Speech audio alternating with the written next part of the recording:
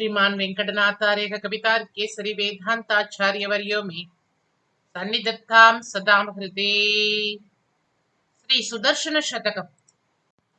रंगेश विज्ञप्ति करामयस्य शकार चक्रेश नुतिं निवृत्तये समाश्रयेऽहं वरपूरणीं यः तं कूर नारायण नामकं मुनिम्। श्री सुदर्शन शतकम् श्लोकम् 14। जक्त्वा कर्णेषु दूर्वाङ्कुरम् हरिसुदृशाम् अक्षिषु स्वर्वधूनाम् पीत्वा चाम्बश्चरन्त्यस् सवृषम् अनुगता वल्लवेनादिमेन गावो वश्चक्रभर्तुर् परम् अमृतरसम् प्रश्रितानां दुहानाः रुद्धिं स्वालोकलुप्त त्रिभुवन तमस सानुबन्धां तदन्ताम्।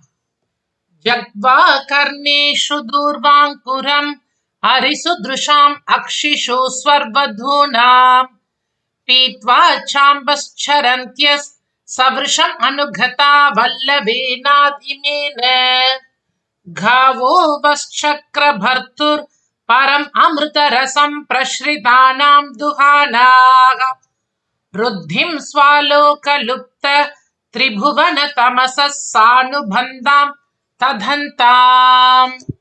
இந்த ஸ்லோகம் ஒரு ஸ்லேடையணியால் ஆனது. சக்கரபர்த்தா என்ற சொல்லுக்கு இரண்டு பொருட்கள் வரும். முதல் பொருளில் சக்கரம் ச அம்சௌ பர்தா என்று பிரித்தோமேயானால் சக்கரத்தை கையில் ஏந்தியிருக்கும் சுதர்ஷன ஆழ்வாரை குறிக்கின்றது. இரண்டாவதாக சக்கரம் பிபர்த்தி இதி என்று பிரித்தோமேயானால் கண்ணனை குறிப்பதாக அமைகின்றது. முதல் பொருளாக கோபாலனுடைய தெய்வீகமான பசு கூட்டங்கள் தங்களுடைய கருணை பார்வையாலேயே மூவுலக மக்களிடமும் உள்ள அஞ்ஞானம் என்னும் இருளை விரட்டட்டும். கோபாலனுக்கு முன்னே செல்லும் இந்த பசு கூட்டங்கள் நம் அனைவருக்கும் நிலையான செல்வத்தை வழங்கி அருளட்டும். இந்த பசுக்கள் அருகம்புல்லை மேய்ந்து நீரை குடித்து பிருந்தாவனத்தில் காளைகளுடன் சுற்றித் திரிகின்றன. கோபாலன் தங்களுக்கு பின்னால் வரும் பாக்கியத்தை பெற்றவை. மேலும் இவை அமிர்தத்தை போன்ற இனிப்பான பாலை தருகின்றது என்கின்ற பொருளை தருகின்றது. இதையே சுதர்சனமூர்த்திக்கு என்று பார்த்தோமேயானால் தர்மத்தின் வழியில் சென்று மோட்சத்தின் மீது ருச்சியை உண்டாக்கும் சுதர்சன ஆழ்வாரின் கிரணங்கள் நமக்கு நிலையான செல்வத்தை வழங்கட்டும் என்று பிரார்த்திக்கின்றார். அசுரர்களின் மனைவிகள் மங்களத்திற்காக தங்கள் காதுகளில் அணிந்திருக்கும் அருகம்புல்லை காய்ந்து போகச் செய்து அதன் மூலம் தேவர்களின் மனைவிகளின் துயரக் கண்ணீரை வற்றச் செய்பவை இந்த கதிர்களே ஆகும். இக்கதிர்கள் அசுரர்களை வதம் செய்வதன் மூலம் அசுர மனைவிகளுக்கு அமங்கலத்தையும் துன்பத்தில் வாடிய தேவர்களின் மனைவிகளுக்கு ஆறுதலையும் நிவாரணத்தையும் அளிக்கின்றன. இந்த ஸ்லோகத்தில் சுதர்சனமூர்த்தியினுடைய கிரணங்களை பசுக்கூட்டங்களுக்கு ஒப்பிடுகிறார். எப்படி பசுக்களானது அருகம்புல்லை தின்று நீரை குடித்து தன்னுடைய ரிஷபங்களோடு சேர்ந்து இருக்குமோ அதுபோல சுதர்சனமூர்த்தியானவர் அசுர பெண்களின் காதில் அணிந்திருக்கும் மங்களகரமான தூர்வாங்குரத்தை காய்ந்து செய்து அதன் மூலம் தேவஸ்திரீகளுடைய கண்ணீராகிய நீரை குடித்து தர்மத்தின் வழி நடக்கின்றது என்று சுவாமி சுதர்சனமூர்த்தியின் பெருமையை பேசுகின்றார். அப்படிப்பட்ட சுதர்சனமூர்த்தியின் கிரணங்கள் நமக்கு நிலையான செல்வத்தை வழங்கட்டும் என்று நாமும் பிரார்த்திப்போம்.